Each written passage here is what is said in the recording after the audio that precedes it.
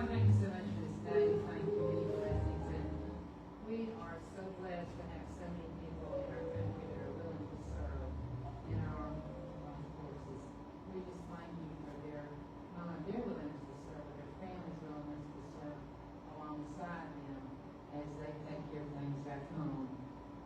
We thank you for this food you're about to receive. We thank you for the leadership of this club. And we ask you to be with all of us as we go through life doing our best shot. And we pray. Thank you, and now I'm going to ask Andrew Clark to come up and lead us in our national anthem. Are we doing this a cappella?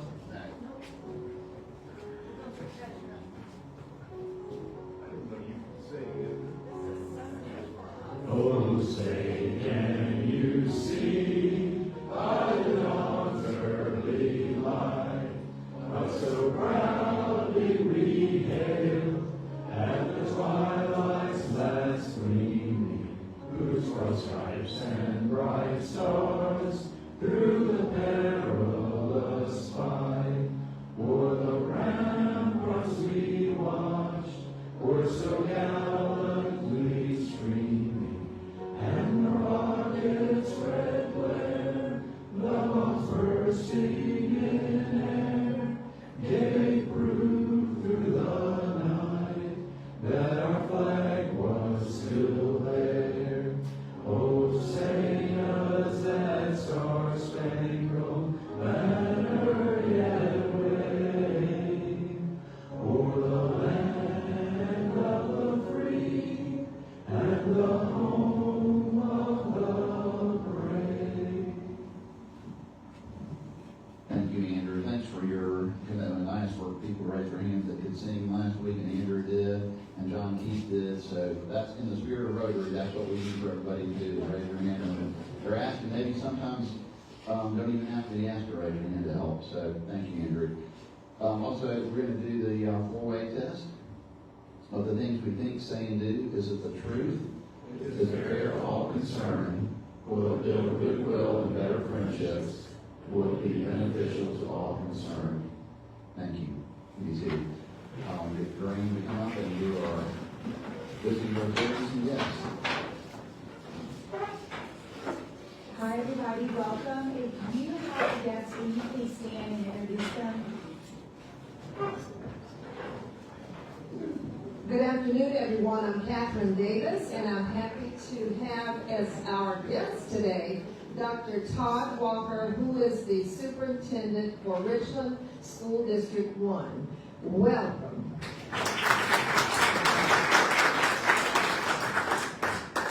Hi, I'm Laura McKinney, and I have with me as my guest today our son William McKinney, who is home visiting. He's at training for helicopter aviation pilot training at Fort Rucker, and our daughter Catherine McKinney, who is home visiting from Clemson.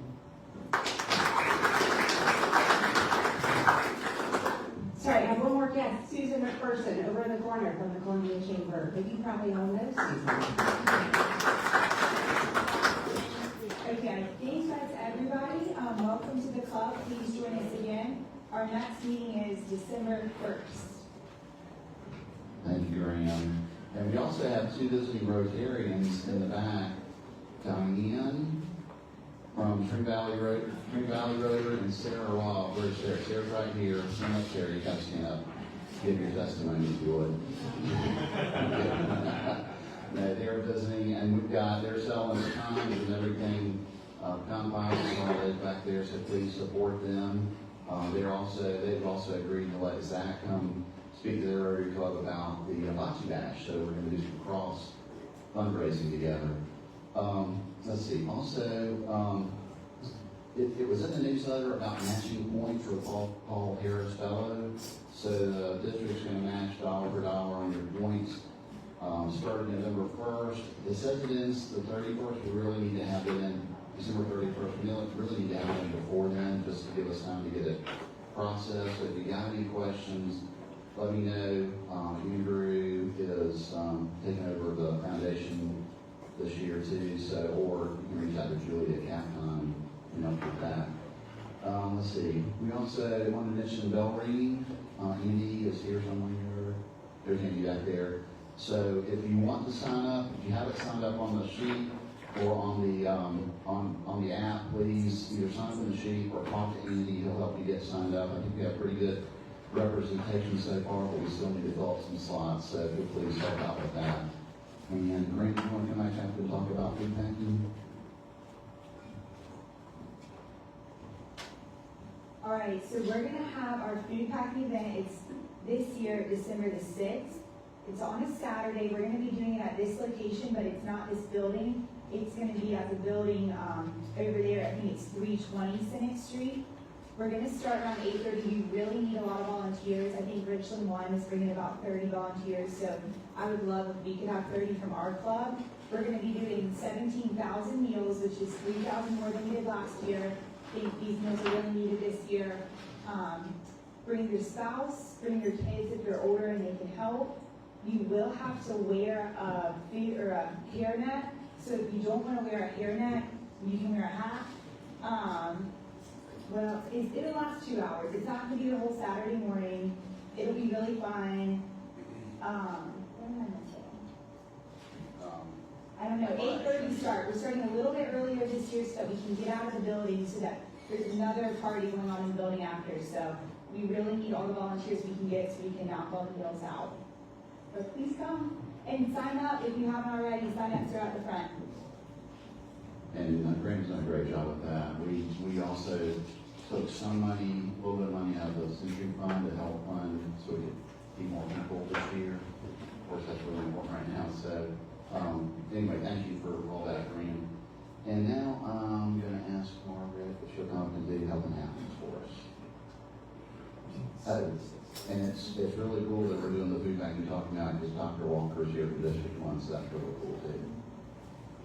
Thank you so much, David. Graham, what's the party after our food packing plan? Because I feel like we're already in the building, so we can just stay, right? Maybe we'll like send an invitation. We haven't gotten it yet. Oh, okay. Great, let us know. Okay, a couple of things. Julia, she said she was going to put a slide up. She is with Capital Consultants, and here she is. Did you get is it up? Oh, yes, okay. Thank you. She is on a group that's organizing a car show. It's called Kershaw County Jeep Club, and they are a 501c3, and the benefits go to the Big Red Barn. So what is the date up there? Yeah, it's Saturday. Okay, Saturday. All right, cool. Okay, and then I know that y'all have just heard me go on and on and on about Finley Park, but this weekend is the grand opening, and they are going to have a series of bands and musical acts that start at 12 o'clock on Saturday, and they kick that off, and then 12 o'clock on Sunday. So, we all know we read in the press, it's a lot of moaning and groaning about the clear bag policy, but please use clear bag so you can attend. But it should be absolutely gorgeous. The park is beautiful, and there are a lot of us that have been involved in it on many, many, many levels. I think, and then William, I just want to announce that the Nutcracker is coming up. So the cool thing about the Nutcracker is the evening performances are live music. So make sure either one. The day is fantastic. The evening is live music, and those dates are December 13th and 14th, and then December 20th and 21st. And then the last thing is, oh my gosh, y'all, the Shrimp Creole. So good. That's it. Health and happiness. Thank you, Margaret. It was really good. The food here is great.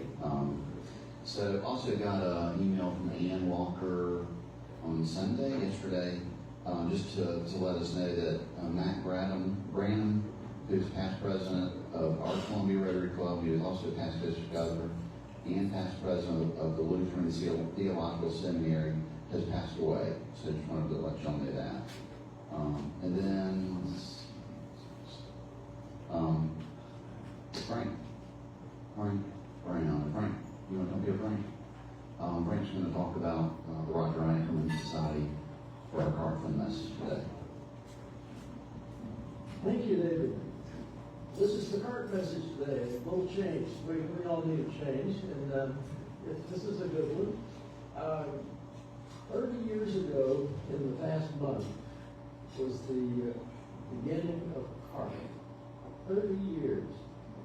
Roger Ackerman is the man who was, I don't know whether he was president of the Sumter Club at that time or not, but he was certainly the person who had the idea of taking a collection at each table of a Rotary meeting, and then we put in the coins, and we just collect that, and we devote all of that, 100%, they said to start with, and it's 30 years later, and we still donate 100% of everything that is contributed to research.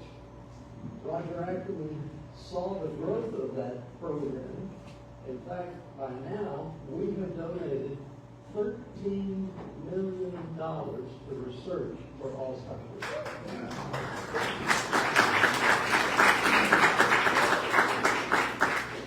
And not only that, but we have reached the point at which in the last 2 years, we have donated $2 million to recipients who are doing the actual research.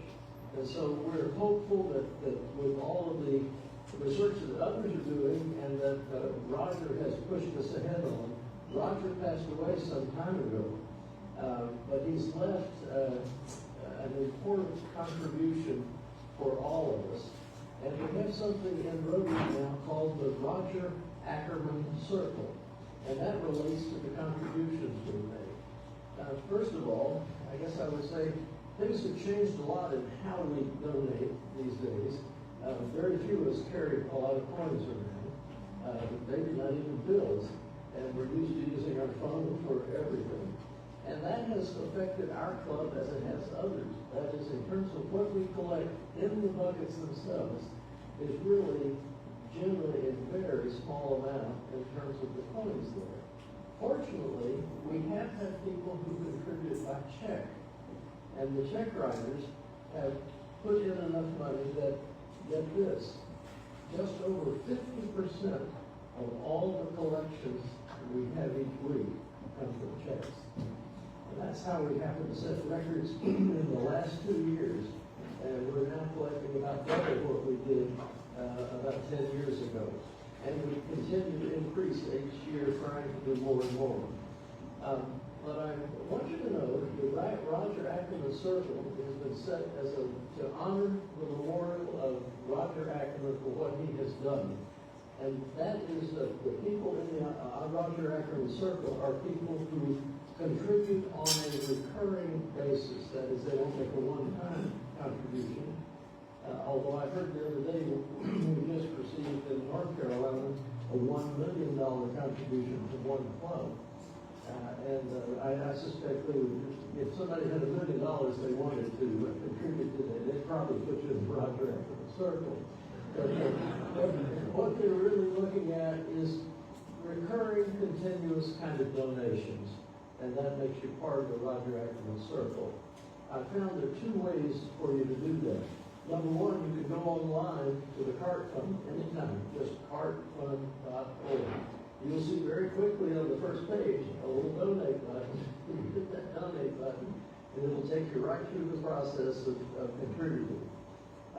But I have also discovered that if you just put a check in the buckets here on a regular basis, you will also find that they have noticed that and will welcome you to the Roger Ackerman Circle. And in fact, in 2 or 3 weeks from now, Rob Thunderbird, who is the immediate past president of CART, is going to be here, and he's going to award, recognize people who have been contributing through checks in the past. I was unaware that that was actually going on at all, and I found out by calling Rod, saying I wanted to get into the circle, but I couldn't get on and find something about confusion. At this age, you can always have confusion each new website. But he said, oh, well, you're already a member. And I said, oh, how'd that happen? He said, well, you sent a few checks on the way. So you can do the same thing and become a member of the Roger Ackerman Circle, or you can just get there and just donate. But it's an easy way to do it, and you can do it on a regular basis. You can set it up to do it monthly or quarterly or do it once a year, whatever. The idea is we're looking for people who are ready to play that kind of Roger Ackerman role of being regular contributors to this very, very important thing.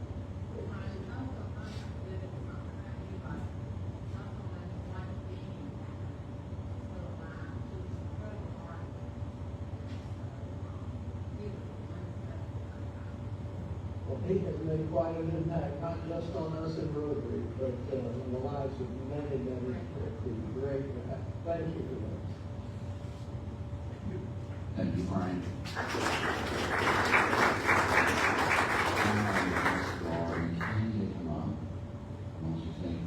We're gonna, I know we're not, doesn't seem like we've really gotten started in the year, but we're close to halfway done.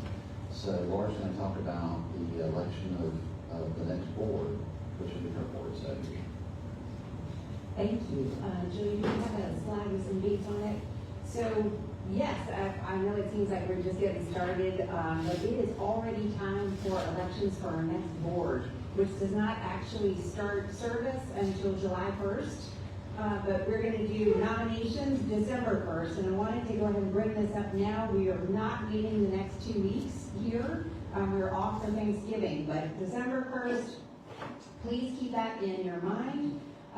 You will get a list. I believe we'll pass out a list of folks that are up for nomination. There's some requirements of attendance that, let's see, you have to have at least 50% attendance for the past year. And all of that, Julia's got all those records, so we'll pull everything up. You won't need to guess on that. And there's a couple other things about if you've been past president or if you've been on the board before. But so that list will come out on December 1st, and then December 15th, we will have another ballot, and then we will vote again. So if you are thinking about serving on the board or you're interested, please just check with Julia in the meantime and see if your name's going to come up on that list. And then otherwise, take some time maybe this week, look through our board member, look through our membership. Pretty much everybody's got a photo on the DACB if you haven't been on there. And just make sure you're familiar with who is who, because when the names come out, they will not have pictures on them on that big sheet, because it's probably a pretty long list of people, hopefully. So thank you, just wanted to bring that up so everybody's aware. Hey, David. Thank you, Laura. Yes, Andrew. Since DACB was mentioned and the directory was mentioned, we're in the process of putting together a small directory. It's going to be a printed directory, and I'll also have an electronic copy that we'll send out to everybody. But there are a number of us that actually do not have. So I'm going to choose these little emoji faces.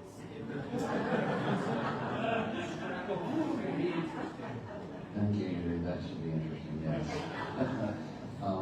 Zach Ogle can come up. Zach can introduce our speaker.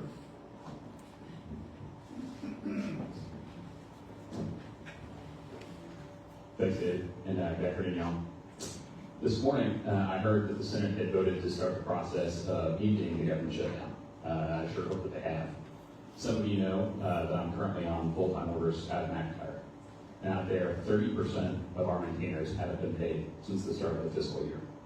We had to cut flying by 45% to allow those same maintainers to go out and get part-time jobs to put food on the table for their families. And we are handing out gift cards and have stash piles of ramen and canned soup for folks to take if they need them. And it's not just the military that's been impacted by the government shutdown. Across the country, I think the number I saw was 42 million folks have been impacted by the lapse in funding and a decision not to administer SNAP benefits. That's a lot of people going hungry. These are challenges that we don't expect to see from a country that put people on the moon half a century ago. And I think it raises an important question. How do we find our way back to a sense of stability and common purpose? I'm sure there are a lot of causes, but two themes stand out to me. First, we live in a deeply polarized time. Too often, we see those who think differently from us as opponents or enemies instead of neighbors that just have different thoughts and alternative solutions. Second, and important in today's context, is that military service, a context in which we are actually faced with people who are enemies, is increasingly concentrated in a small portion of our population. Depending on the study that you read, somewhere between 70 and 80% of military enlistees come from families with a history of military service. A portion of our population as small as 3%. In the current Congress, only 18% of members have worn the uniform, down from 70+% in previous generations. I don't have all the answers, but I think that these two themes are related and are worth reflecting on. So with that in mind, I'm especially grateful to introduce today's speaker and friend of our club, Lieutenant Colonel retired, Jim McKinney. For those of you who don't know, Jim retired as a U.S. Army Foreign Area and Intelligence Officer with over 32 years of service. Jim worked in strategic, tactical, and special operations assignments around the globe. He served as the senior defense official and defense attaché to Slovenia, as the deputy chief of counterterrorism, deputy chief of combating terrorism, for U.S. Pacific Command's JIOC, and as the security assistance officer for U.S. embassies in Albania and the Republic of Georgia, as well as with other government agencies and special missions programs. Jim retired as a political military advisor to the commander, U.S. Army Central. Jim is a builder, speaker, writer, was the co-host of a syndicated radio program, and served as a defense consultant supporting combat operations in Afghanistan. He volunteers for youth employment, mental health programs, and numerous nonprofits. Jim serves on the board of directors for the Saturna Investment Trust, has a master's degree in international studies, and a bachelor's degree in government. He attended Command at General Staff College, Joint Forces Staff College, and was a senior fellow for the George C. Marshall European Center for Security Studies. Y'all, please welcome me, please join me in welcoming Lieutenant Colonel Jim McKinney.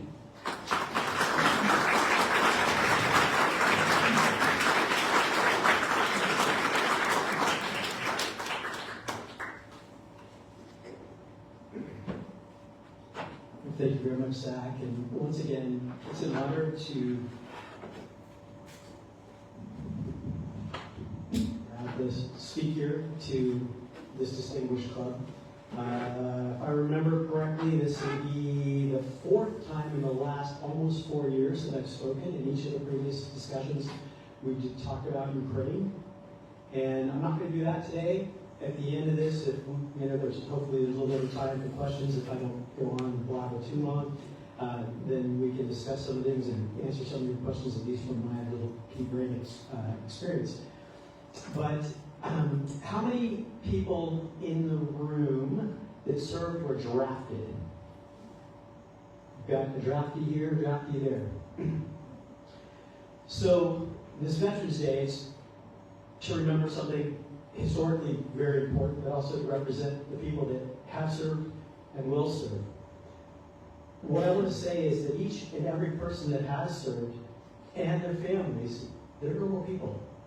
If you were drafted, you still made the choice. Back in the day, during the war, Vietnam War, you had the choice. You could go to Canada, you could do other things, or you could say, hey, I'm not going to do it. But you made a choice. We're all individuals, we're all unique. We all have our own experiences. We come from a wide variety of backgrounds, educated, uneducated, farmers, mathematicians, a wide variety. But the people that made that decision made it in order with the knowledge that they are willing to sacrifice for this nation. That's something unique and important that I think all people should understand. When you walk into my house, in the foyer, there's 3 things on the wall. One is a framed copy of the Constitution that my absolutely amazing, beautiful wife gave to me when I retired. And you walk in, it's the first thing you see. The next thing you see is a picture of us getting married. And the third thing in that foyer is a quote. Freedom is never more than one generation from extinction. We didn't inherit it. We don't pass it on to our children through the bloodline.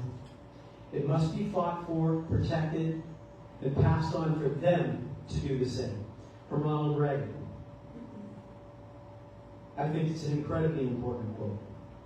And it shapes our family and our life, and I think everybody in this nation should understand it. Veterans Day, the 11th of November, tomorrow. And, look, I put on my uniform today. It was a decision, it was a discussion. I asked Laura, should I wear it, should I not? And in the end, I said, yeah, even though it's kind of tight, a little bit tough. But it's not for me, it's actually to recognize and represent all those that have served and the people that have sacrificed for this nation.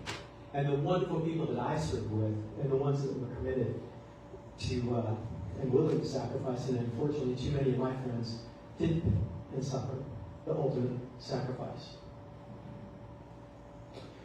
But the 11th of November represents a very important moment in human history. The 11th month, the 11th day, the 11th hour, the guns stopped in World War I in November 1918. And there is a recording of that moment in history. Has anybody heard that before? There is a recording, you can look it up. One of the original recordings. And there is cannon fire and shooting until that moment the armistice was signed. And then it goes silent.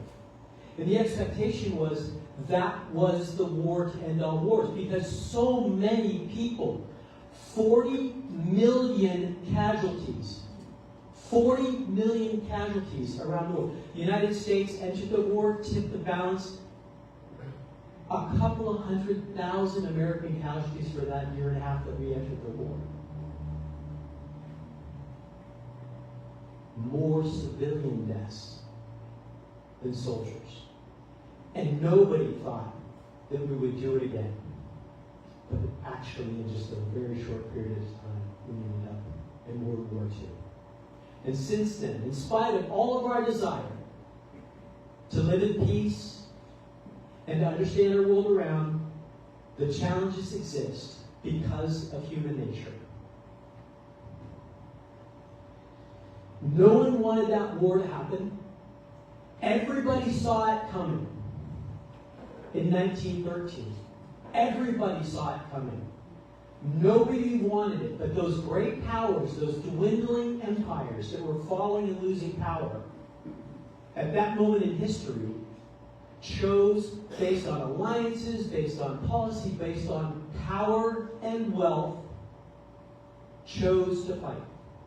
Starting with that little guy, Giuseppe Prince, in Sarajevo, where he walked up to the corner, and when Archduke Ferdinand's vehicle drove by, they knew, his security people knew that there was a potential for that assassination on that day. And this is a little piece of history that most people have never heard of before. They had the parade in downtown Sarajevo, the vehicles driving down the road, the security guys knew there was a threat from extremists that were basically anarchists that were coming from the Soviet side that were connected to Russia. The security officer tells the driver of the vehicle they had planned a route, but they forgot to tell the driver. He stops the vehicle, says, hey, hold it, you're supposed to take a left right there. When he did that, Giuseppe Princip, who was saying there was a number of assassins waiting on the original route, the other route was safe, they stopped, he was standing in that street corner, reached out and shot him. That was the initiation of World War II. One man, one event, and a cascading event that ended up killing over 80 million, or wounding and killing and damaging over 80 million people. That's how close we are, always, to a breakdown of civilization. We can see it in our own communities. We've seen it in a number of events right here in the United States where things have broken down and violence has come forward. The most of us, we live in a world where we feel fairly safe. But I want to talk to you a little about the rest of the globe. How many people have actually lived under the theories and the ideologies of Western civilization? There's 7.5 to almost 8 billion people on the planet. Europe, 650 million people. United States, 350 million people. With a history, a long-term ideology that has developed over time that the individual is equal to or greater than the state. That has evolved. There's another 6.5 to 7 billion people that have no context of that. When they dial 911, there's no 911 to dial. We've lived in many of these places. There's no one to come.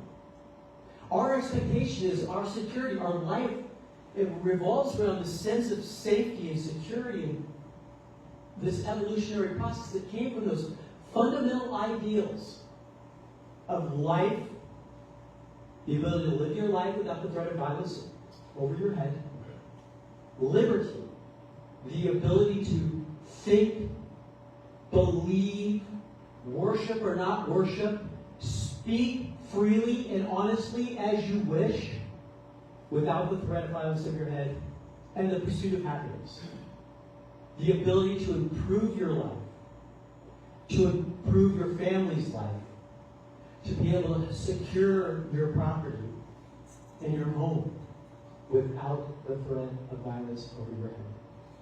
Those fundamental principles that began from 1775 and codified in 1776 with our Declaration of Independence, and then actually ingrained in our society with the Constitution of the United States, ratified in 1793, 1775, 1793, 18-year time frame.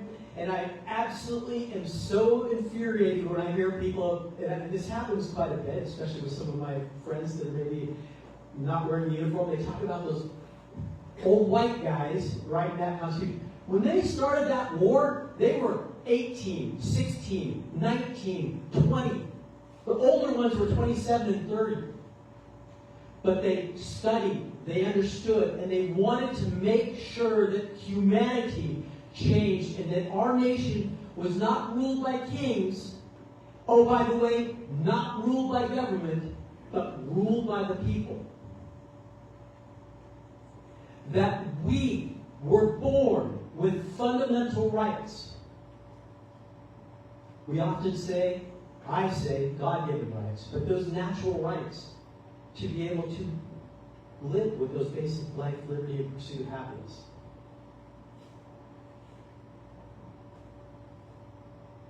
With that knowledge, with their experience, they changed humanity. How many democracies existed in 1775? Big goose egg. One in all of history up to that moment. That didn't last very long because it was a pure democracy. And what evolved from that was a republic. Where we have representation for the people and a government that is there specifically to protect those rights. The reason why I served, the way I put on this uniform, was to protect those rights. Not to impose my thought or ideology on anyone else. And oh my God, my life, I wanted to work myself out of a job. I served in a lot of really bad places and a lot of really bad times. And I want to tell you, we live in a safe place. Evil exists. And humanity turns in a crazy way against each other so rapidly when it comes back to those same essential grasping on to the last piece of power or trying to gather as much wealth as possible. When a small group of people own and control the ideas of others, it will always turn out bad. There is no question in every moment in history that has happened. And what we've seen in the past is an evolution where the standards of that Constitution became the standards for global institutions with the United Nations, and prior to that, the League of Nations, where those expectations became the standard which we expected others to work by. It expanded rapidly. Our system of government expanded. But what we're seeing now is a fight against those same principles on a global scale. When 1.4 billion people in China are controlled by basically 200 people in the Communist Central Committee in the CCP in China, they are dictating and controlling the future. But oh, by the way, the corporations that we have allowed, the expectation in the U.S. national security strategy was, over time, the Chinese government would actually liberalize. But what they did is establish authoritarian capitalism, where they control, they dominate that 1.4 billion people, while simultaneously allowing some sort of a capitalistic effort, but then dominating, controlling society to where it's very difficult to find. And they censor, they control it. If you walk, there's a lot of stories. CBS News does a phenomenal one about a mother and a son who used the wrong transit cards. The son took the mom's, went to school. The mom took the son's accidentally, went to the store. The son got a discount. The mother used the card with the discount. The police knocked on the door and arrested her. That's how controlled their society is. That's CBS News. That's not Fox. That's not some left or right-wing extremist group. The level of control in society in those areas and the censorship that are dominating are controlling, as those powers did in World War I, the dwindling amount of control and the wealth they're attempting to grasp on and hold on to.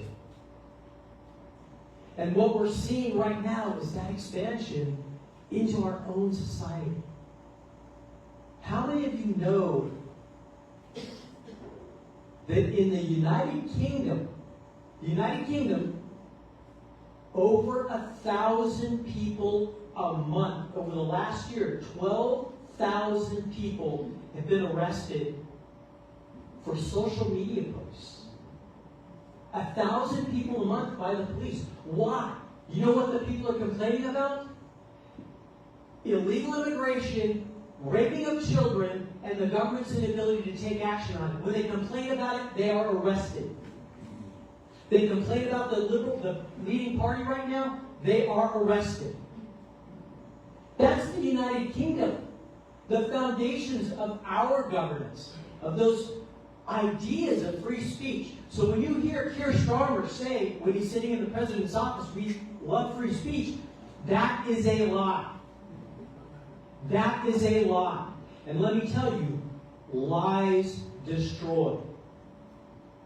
In a human sense, in a natural sense, for each of us, they destroy. And they wither over time. Truth frees and it endures. We are facing challenges with AI, with the censorship and control of global entities that are more willing to sell out. Apple kept a $285 million deal to build iPhones in Guangzhou province in China, where they use slave labor. They are willing to sacrifice those principles that made Apple big in the United States in order to make a profit.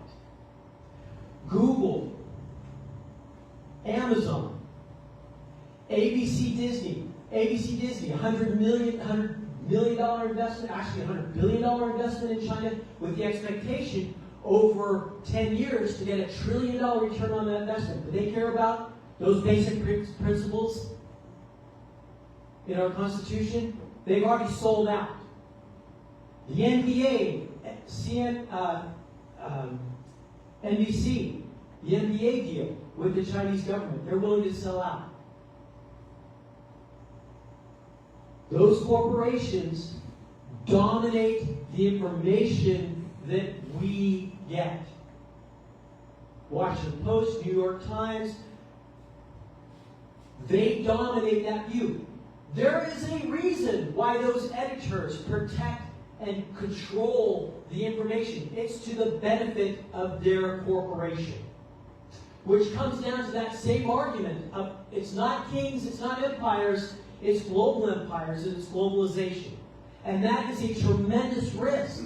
Because when they start silencing us, when they start silencing people, when the UK stops that, people get frustrated and all of a sudden we end up in situations like World War I and World War II. That's why it is so important to question everything. To not just listen. If you begin to hate somebody, and I think I love what Zach put this out right up front. If you're starting to think that my neighbor or you hate the people around you because of something you heard, or you think that we're being run by a king, then you need to question yourself. Don't hate your family members. We have family members because I maybe look at it a little bit, things we are always at risk. And so when it comes down to it, the people that actually put on the uniform, the families that support the people that put on the uniform, they're the ones that stand in the breach. They're the ones that are dedicated. We swear an oath. As an officer, I swear an oath to the Constitution of the United States. I don't swear an oath to a king. I actually don't even swear an oath as an officer to a president, but to the Constitution. Those basic principles that have expanded the human existence for the first time ever where we can live a life like this and expect that. 250 years ago, there was nowhere you could expect that.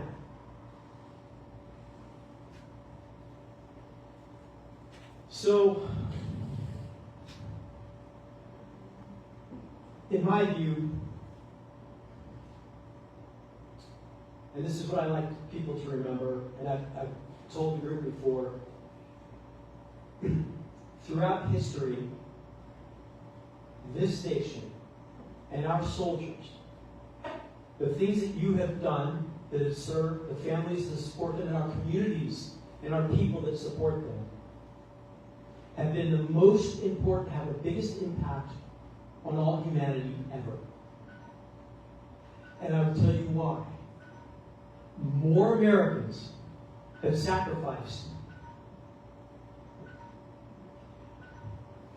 Hey, can somebody shut up? Almost.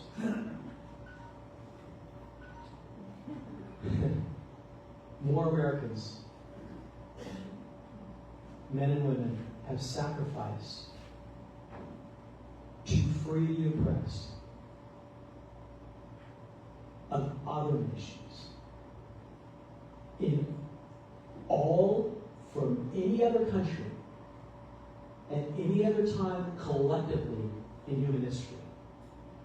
From the Civil War, World War I, World War II, and even most recently, at least, the goal was not to buy oil or to get oil, it was to actually free people from the oppressed. Those sacrifices mean something. Respecting it and pushing forward and respecting those in the future that will serve, remembering those in the past that have served, and certainly honoring those that have sacrificed is so important for our society to recognize that exactly what Ronald Reagan says, one generation away from losing. That commitment is essential. And I'm going to end with this. Lord of the Rings, J.R. Tolkien. Frodo and Samwise Gamgee. They've lost friends, they've been attacked, they're working their way towards Mordor, evil, the darkest place on Middle Earth. Carrying with them the Ring of Power to destroy it. They realize at a moment, these are two little hobbits, they realize that they may never come back.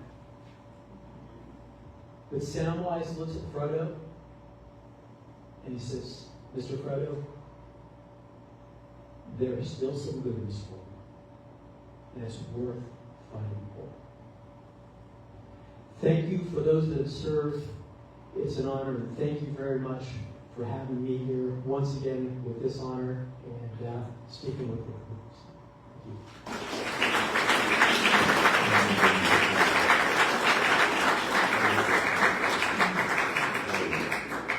Any questions?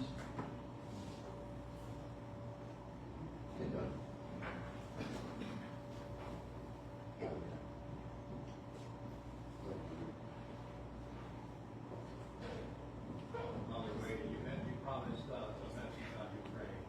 I said, yeah, if you wanted to talk about Ukraine, if you got questions about it, we can talk about it afterwards. But yeah, please.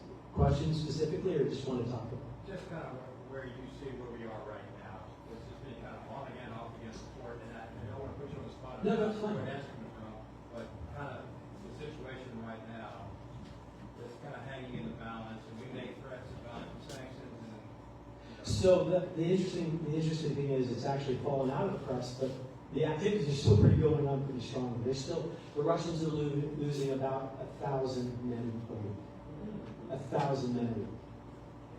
The Ukrainians are losing a few hundred a week. Again, as I talked about last time, the demographics, the industrial capacity, all the financial capacity was all in Russian favor for to continue it until someone stepped in and made a difference. What has happened and what you don't see about in the media, and again, because our media is selective in what they report, because there's an agenda. Unfortunately, there's an agenda. But what has happened is the United States worked very diligently with the Indians. The Indians were, the Indian government, Modi government was buying Russian oil, significant amounts of Russian oil, and they were doing it at a very significant discount, and about $26, $28 a barrel. And then they're reselling it at a discount, undercutting other buyers, turning it over just like that. It was a significant amount. It was actually helping the Russians to fund it. So State Department, the administration pushed very strongly. Modi has agreed to back off from that deal and has actually agreed to begin buying more energy from the United States and other partners. That's a significant influencer for long-term Russian capacity to continue. The same in the deal, which you haven't heard much about probably in the press, but with China. With Xi, in the last meeting, they agreed the same type of a principal deal where they reduced the purchase of Russian oil. So that really impacts the funding, and when you look, last week, just before this, I was taking a very significant look at Russian industrial capacity. They were pulling their T-62, T-64 tanks from stockpiles, their World War II, Cold War era armor. They've been pulling them out quite a bit. They're actually, the refurbishing facility is actually almost out of ability to refurbish. So they're having to pull more things off the front lines to refurbish. Certainly the drone war is incredibly challenging on both sides. That is changing the entire dynamic of the battlefield. U.S. policy is changing rapidly. The investment in aircraft is changing rapidly in the United States because of what's happening in Russia. But the European Union and this deal to increase sales to NATO, and the EU pay for that, is really floating the Ukrainian government right now. And if probably most of you haven't heard, but the border countries with either Belarus or Russia or Ukraine are really strongly stepping up. The Polish government just announced that they're now training their entire population down to high school level for potential for draft. And what that does is that signals Russia that, hey, look, we can't really go much farther. So, it's hard to prognosticate in this because, as I said previously, Putin will kill as long as Putin's allowed to kill. The Russians have lost millions of people in previous wars. They don't look at human tragedy. They lose more in a month than we lost in Afghanistan and Iraq over 20 years. Think about that. And their population is half the size. They've got 140 million people, less than half the United States. But somehow they still have popular support. Why? Because of control of the information in the media and the propaganda.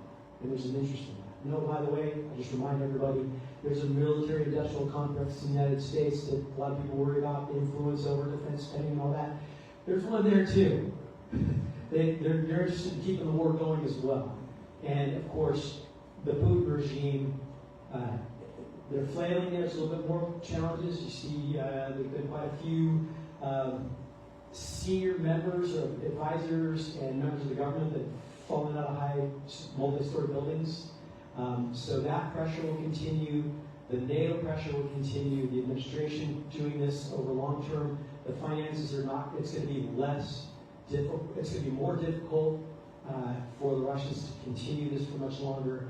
I'm thinking probably in the next 6 months we'll have some sort of a deal. But that's prognosticating on a very crazy. And I saw a hand over there, and then I'll work my way this way. Yes, ma'am. I was worried about the parents who taught me to stand up for what I believe in. I run an agency for a federal contract. Yes. Soon after all the things changed, I was told I better get rid of our DEI statement for my friends in school. I was told to be aware of phone conversations. I was told to be aware of, I felt like I was in the world, and I watched a lot of documentaries about World War II. And Dad was a World War II when I was World War II. And it is so difficult when you're a person that is always been told to stand up for what you believe in and what you feel like is right.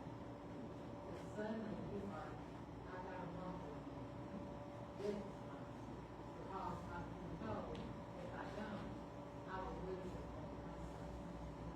And this is good. And it is an incredible partly. Oh, I'm sitting here in uniform, so I'm not going to talk politics as much as I can. And I'm not trying to But the I, concept of being a person who stands up what you believe in and being told, like, I have good friends who no longer see me text me, we don't know what. well, nobody in the U.S. right now is being arrested for any of that, so that's a good thing. Standing up may cost you. You know, there is policies out there that change. But I would say that if you believe in it strongly, open your mind, listen, look at what the arguments are, and then there's still the opportunity to speak up. Now, you still have the opportunity in the United States, and that will be protected. I'm confident that will be protected. Will you keep your contracts? That's different.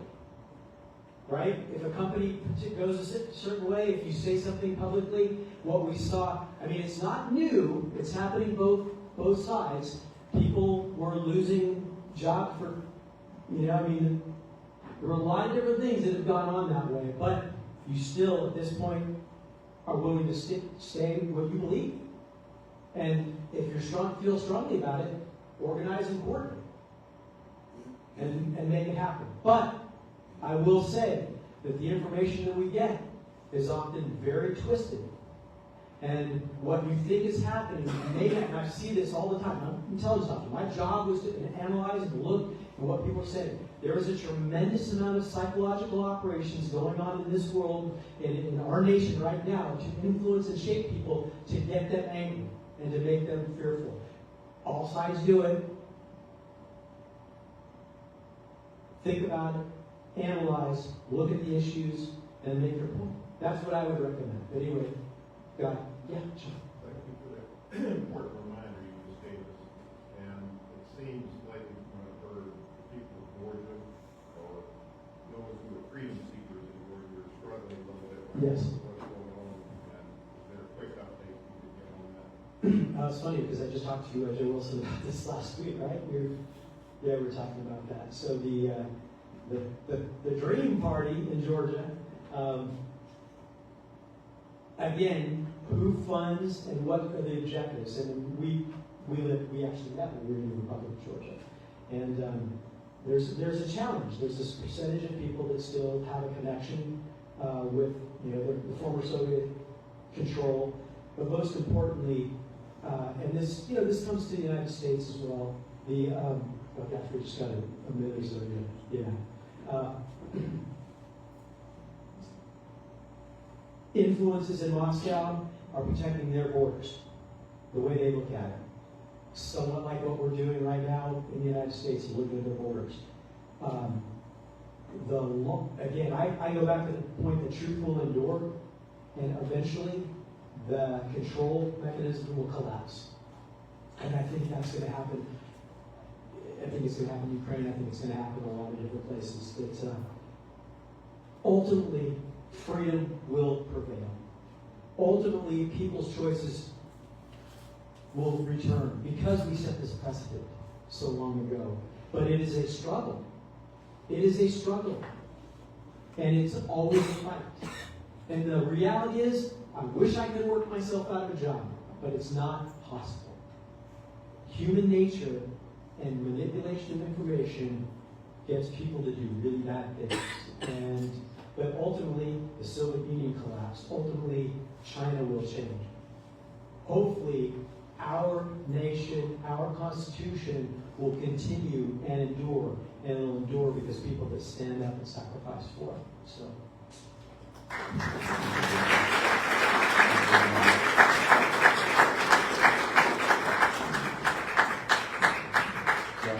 Stick around for questions. Not to get everybody like we normally don't, but thank you again, Jim.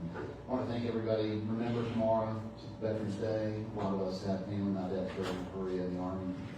So please remember those that served, and we appreciate everything that those of you who served did for us. Next week, our speaker, or not next week, we're not meeting, as you've heard a couple of times, we're not meeting the next 2 weeks for Thanksgiving, and then our meeting on December 1st, Mayor Daniel Rickman's going to speak. So we've got a lot going on, and y'all have a great rest of the week. We're going to close in song. Are you ready? Okay.